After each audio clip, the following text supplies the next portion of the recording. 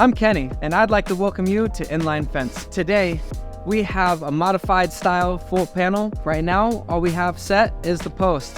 And as you can see, we got our line set up, ready to go, so we can start getting the frame ready. Today, we got a difficult situation here. We want to make sure that there's no concrete dripping all the way down your rock wall here. So what we got ready here is a rock structure, and we're gonna cover it up with some paper right on the edge, and then have it all bond together with the edge of the rocks.